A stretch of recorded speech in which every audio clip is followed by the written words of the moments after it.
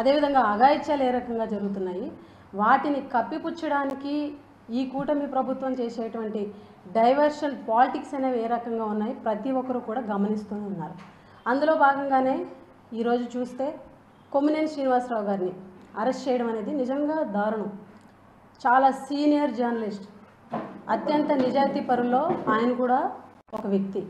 అటువంటి వ్యక్తిని మొన్న సాక్షి ఛానల్లో 6వ తారీఖున ఒక డిబేట్లో ఒక సీనియర్ జర్నలిస్ట్ అయినటువంటి కృష్ణరాజు గారు చేసినటువంటి వ్యాఖ్యలను తెర మీదకు తీసుకొచ్చి ఆ నెక్స్ట్ డే నుంచి దీనికి రాజకీయ రంగు పొలవడం స్టార్ట్ చేశారు.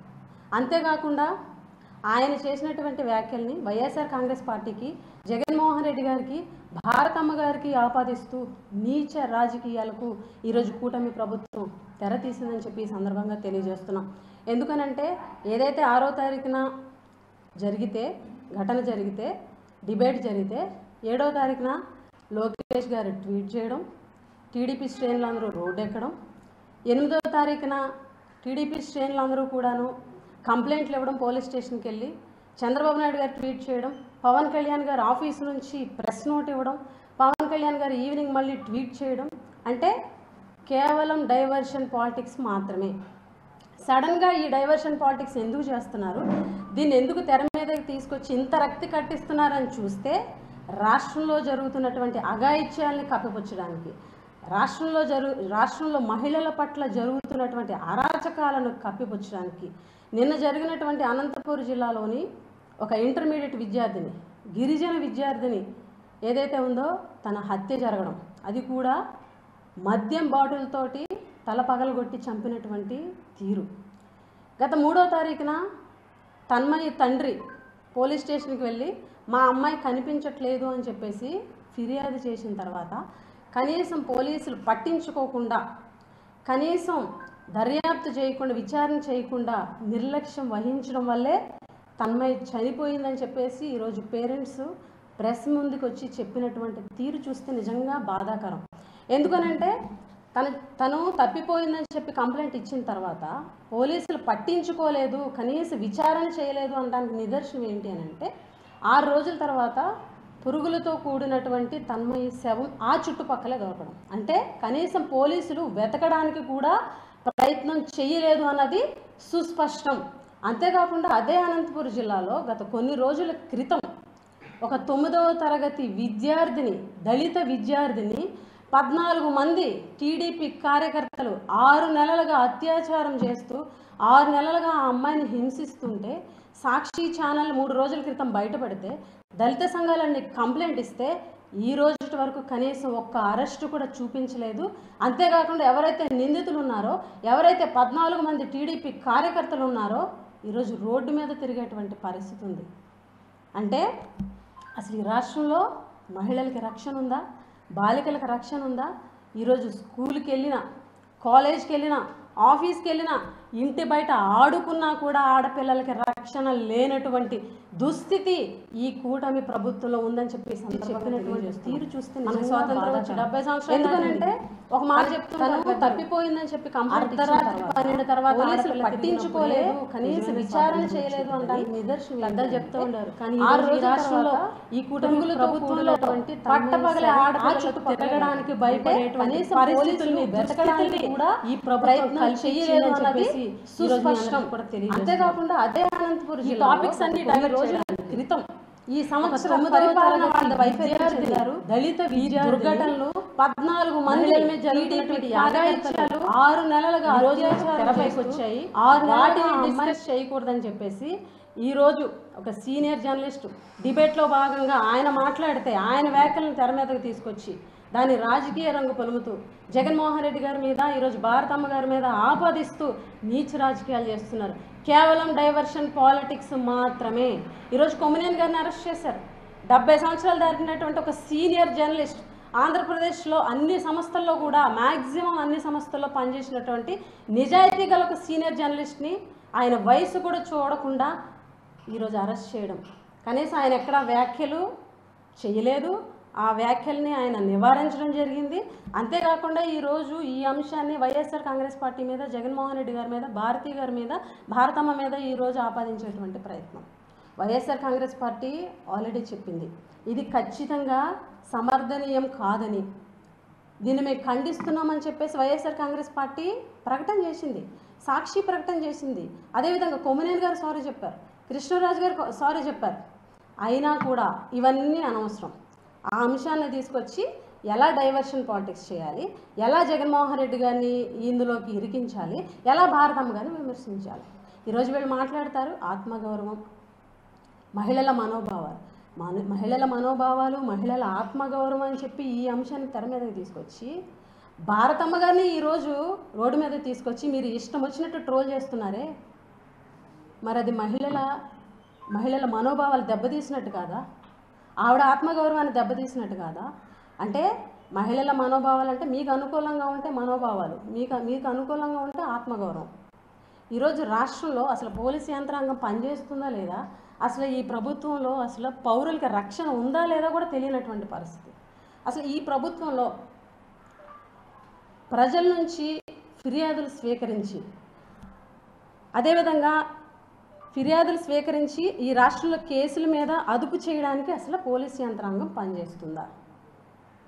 నిఘా వ్యవస్థను పటిష్టం చేసుకొని, ఇంటెలిజెన్స్ని పటిష్టపరుచుకొని వీటన్నిటిని నివారించడానికి అసలు పోలీసు యంత్రాంగానికి, ప్రభుత్వానికి అసలు చిత్తశుద్ధి ఉందా?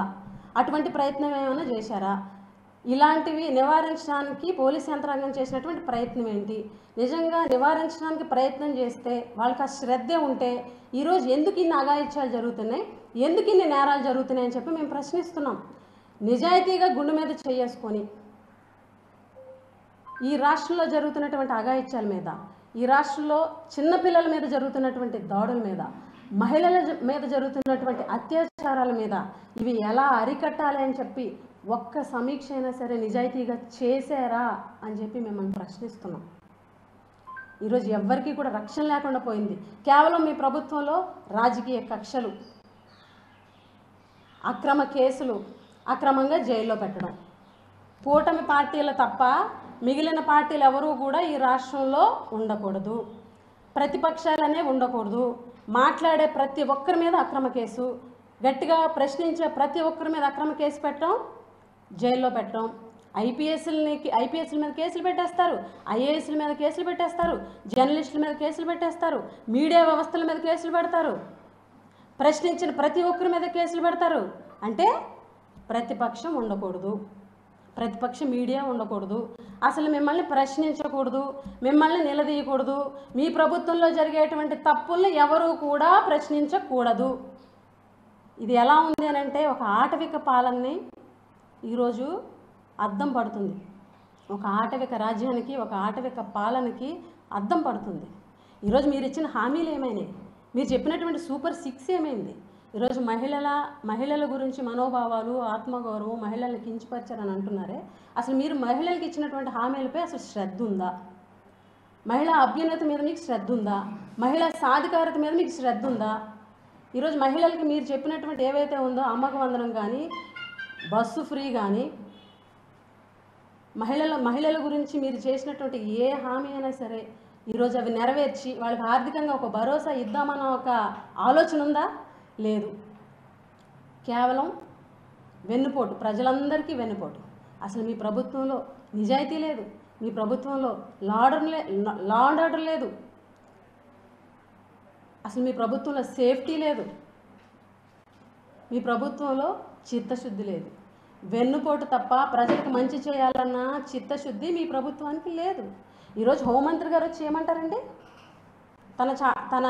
తన చేతిలో లాఠీ లేదని, అలాగే తన చేతిలోని తుపాకీ లేదని, నేనేం చేయాలని పూర్తిగా బాధ్యతలు వదిలేసి కేవలం ప్రెస్ మీట్లకు, ఛానళ్ళ బయట్లకు, బూతులకు, అహంకారపూరితమైనటువంటి మాటలకు మాత్రమే పరిమితమైన ఒక అసమర్థమైన హోంమంత్రి మీరు.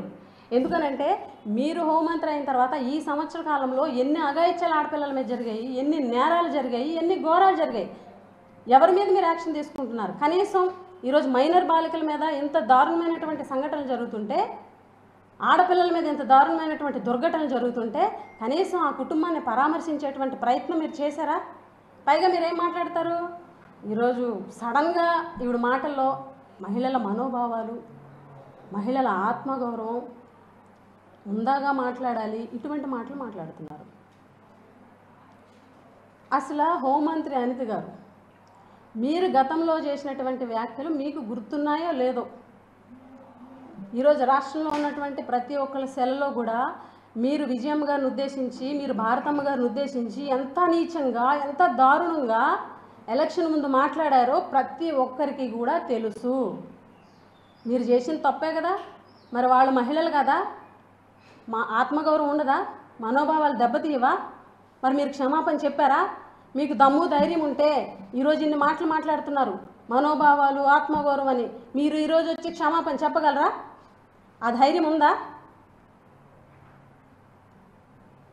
ఈరోజు ఆడపిల్లల మీద ఈ అఘాయిత్యాలు జరుగుతుంటే కనీసం సమీక్ష పెట్టి అవి నివారించాలన్న ఆలోచన ఉందా? ఈరోజు అందులో జరిగినటువంటి డిబేట్ని తీసుకొచ్చి, డిబేట్లో జరిగినటువంటి వ్యాఖ్యలను తీసుకొచ్చి జగన్మోహన్ రెడ్డి గారి మీద, భారతి మేడం గారి మీద నెపం నెట్టేసి క్షమాపణ చెప్పాలట. నేను ఒకటే సూటిగా ప్రశ్నిస్తున్నా, మీ పార్టీలో ఎంతమంది నాయకులు మహిళల మీద, మహిళా ప్రజాప్రతినిధుల మీద ఎంత నీచంగా మాట్లాడారు? వాళ్ళందరి మీద మీరు చర్యలు తీసుకొని మీరు, మీ పార్టీ అధినాయకులు క్షమాపణ చెప్పగలరా? అయ్యన్న పాత్రుడు గారు సుచరిత గారిని ఉద్దేశించి, మహిళలను ఉద్దేశించి ఎంత కించపరిచి మాట్లాడారు. అలాగే బండారు సత్యనారాయణమూర్తి గారు పెందుర్తి, ఆయన ఎంత దారుణంగా మాట్లాడారు రోజా గారిని ఉద్దేశించి. తర్వాత చేబ్రోలు కిరణ్ అనే వ్యక్తి రోజా గారి గురించి ఎంత నీచంగా మాట్లాడాడు. అదే చేబ్రోలు కిరణ్ అనే వ్యక్తి భారతి మేడంను ఉద్దేశించి, భారతమ్మను ఉద్దేశించి ఎంత నీచంగా మాట్లాడాడు. మీ ఐటీడీపీ వ్యక్తే కదా, ఆ ఐటీడీపీని ముందుకు తీసుకెళ్లే పెద్ద శక్తి ఎవరు? మీరు వాళ్ళతో క్షమాపణ చెప్పించగలరా? చెప్పారా? మీ పార్టీయే కదా. చంద్రబాబు నాయుడు గారు క్షమాపణ చెప్పారా? లోకేష్ గారు క్షమాపణ చెప్పారా? లేకపోతే మీరు క్షమాపణ చెప్పారా?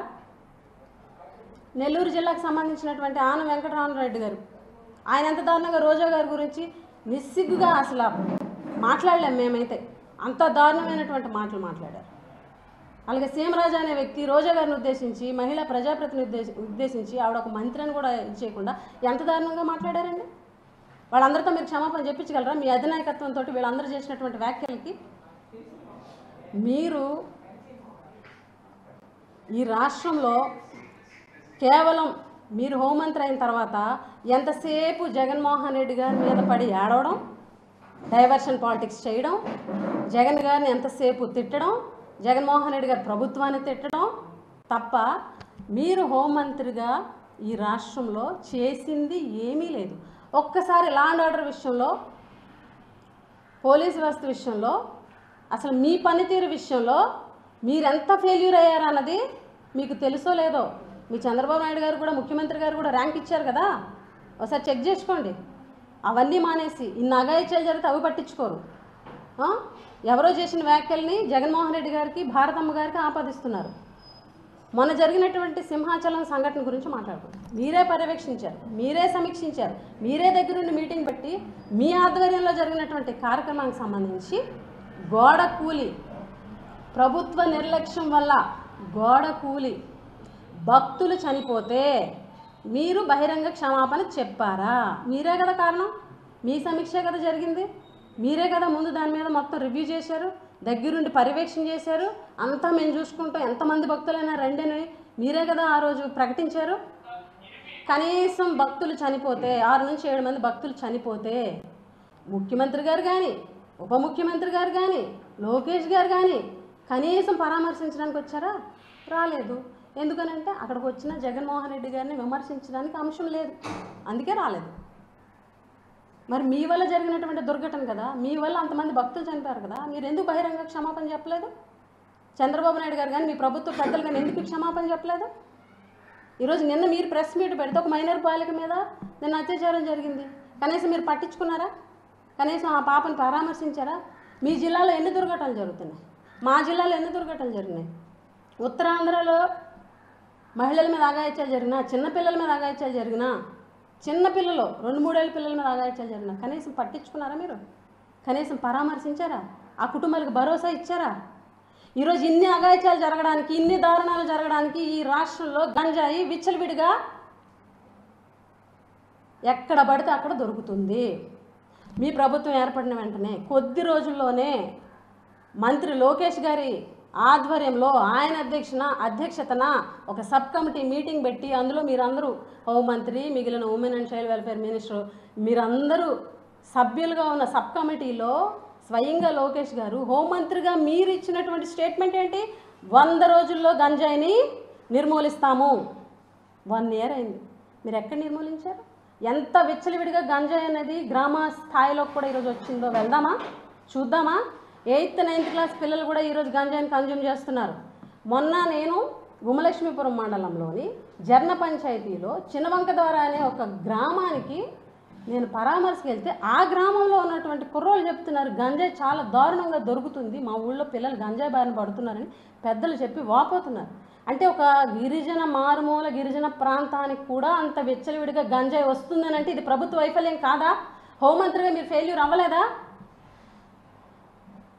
నేరాలు అరికట్టడానికి మీ యంత్రాంగం పనిచేయదు, కానీ కక్షపూరితమైనటువంటి చర్యలు చేయడానికి, ప్రభుత్వాన్ని ప్రశ్నించిన వాళ్ళ గొంతు నొక్కడానికి మాత్రం మొత్తం యంత్రాంగం అంతా దిగిపోద్ది, మొత్తం పోలీస్ వ్యవస్థ అంతా దిగిపోద్ది.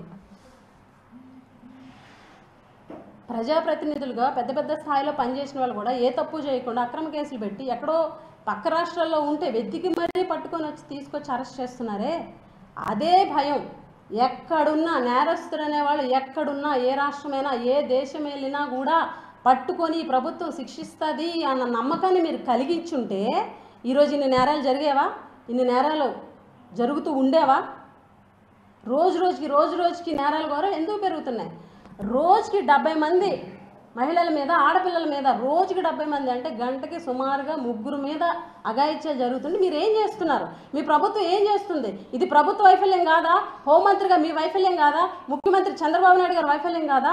ఈ ప్రభుత్వం ఏర్పడిన మరుక్షణం నుంచి ఈ ప్రభుత్వమే చంద్రబాబు నాయుడు గారే దగ్గరుండి హింసను ఎంకరేజ్ చేస్తుంటే ఇలాంటి పరిణామాలు కాకపోతే ఇంకేం జరుగుతాయి? ఈరోజు రాష్ట్రంలో ప్రజలకి పోలీస్ వ్యవస్థ మీద నమ్మకం లేదు. ఎందుకనంటే పోలీస్ స్టేషన్కి వెళ్ళినా న్యాయం జరుగుతుంది అన్న నమ్మకాన్ని మీ ప్రభుత్వం కల్పించలేకపోయింది. దానికి నిదర్శనమే ఈరోజు ఈ తన్మయ్యకి సంబంధించినటువంటి సంఘటన. పేరెంట్స్ ప్రెస్ మీట్ ముందుకొచ్చి మరీ వాపోయారు, మేము వెళ్ళి చెప్పి మా పాపని సో అండ్ సో పలానా వాళ్ళు ఈ అనుమానితులు బండి మీద తీసుకెళ్లారని చెప్పినా కూడా కనీసం పట్టించుకోలేదు, కనీసం వెతకలేదు. ఈరోజు మిస్ అయిన అమ్మాయిని పట్టుకోమంటే పురుగులు పట్టిన శవాన్ని తీసుకొచ్చి చేతిలో పెట్టారు. అంటే పోలీసు వ్యవస్థలో కొంతమంది నిర్లక్ష్యం వల్ల ఎంత దారుణమైనటువంటి పరిస్థితులు అనేవి గ్రౌండ్ లెవెల్లో జరుగుతున్నాయో గమనించుకోండి. మేము హోంమంత్రి గారికి ఇప్పటికైనా ఛాలెంజ్ విసురుతున్నాం. మీరు మహిళల మనోభావాలు, మహిళల ఆత్మగౌరవం, మహిళా అభ్యున్నతి అని మాట్లాడుతున్నారు కదా, ఆడబిడ్డనిది అని మీరు ఎలక్షన్ ముందు చెప్పారు. చంద్రబాబు నాయుడు గారి మీద ఒత్తిడి తీసుకొచ్చి వెంటనే ఆడబిడ్డ నిధిని అమలు చేయించండి, అప్పుడు ఒప్పుకుంటాం. అలాగే తల్లికి వందనం చంద్రబాబు నాయుడు గారికి చెప్పి మహిళలకు ఇప్పించండి, ఉచిత బస్సు అమల్లో పెట్టించండి, మీ సూపర్ 6లను అమల్లో పెట్టించండి. మహిళా అభ్యున్నతి అంటే జగన్మోహన్ రెడ్డి గారి ప్రభుత్వంలో పుట్టిన బిడ్డ నుంచి 50-60 ఏళ్ల ముసలివాళ్ళ వరకు ఆడవాళ్ళకి ప్రతి దశలో కూడా ఏదో ఒక పథక రూపంలో ఆర్థికంగా ఆదుకునే వాళ్ళని ఒక మెట్టెక్కించేటువంటి ప్రయత్నం చేశారు జగన్మోహన్ రెడ్డి గారు. దాదాపు 11 పథకాలు ఓన్లీ మహిళల కోసమే కేటాయించారు. ఈ రాష్ట్రంలో నామినేటెడ్ పదవులు కానీ నామినేటెడ్ వర్కుల్లో కానీ 50% రిజర్వేషన్ కల్పించినటువంటి ఏకైక ముఖ్యమంత్రి వైఎస్ జగన్మోహన్ రెడ్డి గారు.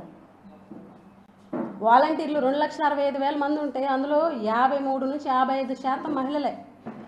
1,60,000 మంది సచివాలయ ఉద్యోగస్తులు ఉంటే అందులో 50% పైన మహిళలే. ఈ రాష్ట్రంలో 13 జడ్పీ చైర్మన్లు ఉంటే దాదాపు 7 మహిళలే. మున్సిపల్ చైర్మన్లు, వైస్ చైర్మన్లు, జడ్పీటీసీలు, ఎంపీటీసీలు, సర్పంచ్లు అన్నిటిలో కూడా 50% పైన మహిళలకి ఇచ్చినటువంటి ఘనత జగన్మోహన్ రెడ్డి గారిది. కార్పొరేషన్ పదవుల్లో డైరెక్టర్లు కూడా 50% కన్నా ఎక్కువ. రాష్ట్రంలో మహిళా డిప్యూటీ సీఎంకి డిప్యూటీ సీఎంకి అవకాశం ఇచ్చారు, మహిళా హోంమంత్రికి అవకాశం ఇచ్చారు జగన్మోహన్ రెడ్డి గారు. మహిళలకి పెద్దపీట వేసి వాళ్ళ అభ్యున్నతికి, మహిళా సాధికారతకి ఎక్కువ కృషి చేసింది గత ముఖ్యమంత్రి వైఎస్ జగన్మోహన్ రెడ్డి గారు మాత్రమే. ఈ రాష్ట్రంలో మహిళలకి ఇళ్ల పట్టాలు ఇచ్చి ఒక్కొక్క ఇళ్ల పట్ట అక్కడ ప్లేస్ను బట్టి 6 లక్షల నుంచి 16 లక్షలు విలువ చేసి ఇళ్ల పట్ట వాళ్ళ పేరు మీద వాళ్ళకు ఒక ఆస్తిలాగా ఇచ్చినటువంటి ముఖ్యమంత్రి జగన్మోహన్ రెడ్డి గారు. ఈరోజు అటువంటి జగన్మోహన్ రెడ్డి గారి మీద మీరు మాట్లాడుతున్నారు. మహిళా పక్షపాతి ఎవరు? జగన్మోహన్ రెడ్డి గారా లేకపోతే మీరా? ఈరోజు మహిళలకు ఇస్తామన్న పథకాలని పక్కన పెట్టి చేయకుండా మభ్యపెట్టి అరచేతిలో స్వర్గం చూపిస్తున్నటువంటి ప్రభుత్వం మీది కాదా? ఇప్పటికైనా మేము చెప్పేది ఒకటే, ప్రజల రక్షణ మీద దృష్టి పెట్టండి, మహిళల రక్షణ మీద దృష్టి పెట్టండి, ఆడపిల్లల రక్షణ మీద దృష్టి పెట్టండి. చిన్నపిల్లలు ఇటువంటి అఘాయిత్యాల బారిన ఎక్కువ పడేది ఈరోజు చిన్న పిల్లలు. కడుపు తరుక్కుపోతుంది చూస్తుంటే. ఇప్పటికైనా పాలన మీద దృష్టి పెట్టి పోలీస్ వ్యవస్థని మీ రాజకీయ అవసరాల కోసం కాకుండా, మీ రెడ్ బుక్ రాజ్యాంగ అమలు కోసం కాకుండా, రెడ్ బుక్ రాజ్యాంగంలోని అంశాల మీద దృష్టి కాకుండా ప్రజల శ్రేయస్సు కోసం, ప్రజల రక్షణ కోసం, ఆడపిల్లల రక్షణ కోసం పనిచేయాలని మీకు సూచిస్తున్నాం. ఇప్పటికైనా తీరు మార్చుకోండి. ఈ డైవర్షన్ పాలిటిక్స్ పక్కన పెట్టి ప్రజలకు ఏం మంచి చేయాలి, ప్రజలకు ఏం మేలు చేయాలన్న దాని మీద దృష్టి పెట్టండి. ఇప్పటికైనా మీరు చేసేవి డైవర్షన్ పాలిటిక్స్ అని, మీరు అసలు అంశాన్ని ఎవరు డిస్కస్ చేయకుండా డైవర్షన్ పాలిటిక్స్ చేస్తున్నారని ప్రతి ఒక్కరికి ఈరోజు క్లియర్గా అర్థమైంది. ఎవరు గమనించట్లేదు, మమ్మల్ని ఎవరు పట్టించుకోవట్లేదు అని అనుకుంటే అది మీ పొరపాటు. ప్రజలు ప్రతిదీ గమనిస్తున్నారు. ఖచ్చితంగా రాబోయే రోజుల్లో మీకు బుద్ధి చెప్తారు. సంవత్సరం కాలానికే తీవ్ర వ్యతిరేకత గ్రామాల్లో, మామూలు వ్యతిరేకత కాదు, తీవ్ర వ్యతిరేకత. గ్రామాల్లోకి మీ నాయకులు వెళ్తే కనీసం ప్రజలు ఎవరైనా దగ్గరికి వస్తున్నారా? మేము ప్రతిపక్షంలో ఉన్నా, ఈరోజు మాకు పదవులు లేకపోయినా మేము గ్రామాల్లోకి వెళ్తే ప్రజల ఆదరణ మాకే ఎక్కువ ఉంది. గమనించుకోండి. ఈరోజు జగన్మోహన్ రెడ్డి గారు ఎక్కడికి వెళ్ళినా కూడా కొన్ని వేల మంది, లక్షల మంది రోడ్డు ఎక్కుతున్నారు జగన్మోహన్ రెడ్డి గారి కోసం. ఈరోజు మీ పరిస్థితి ఎలాగుంది కంపేర్ చేసుకోండి. ప్రజానాయకుడు ఎవరు? 11 వచ్చినాయి. ఆ 11 ఎలా వచ్చినాయి? రాజ్యాంగబద్ధంగా వచ్చిందా లేకపోతే వ్యవస్థలు మేనేజ్ చేయడం వల్ల వచ్చిందా? ప్రతి ఒక్కరికి ఇప్పుడు అర్థమవుతుంది. కాబట్టి పాలన మీద దృష్టి పెట్టి, మహిళల రక్షణ మీద దృష్టి పెట్టి ప్రజలకు మంచి చేయాలని కోరుతూ సెలవు తీసుకుంటాం.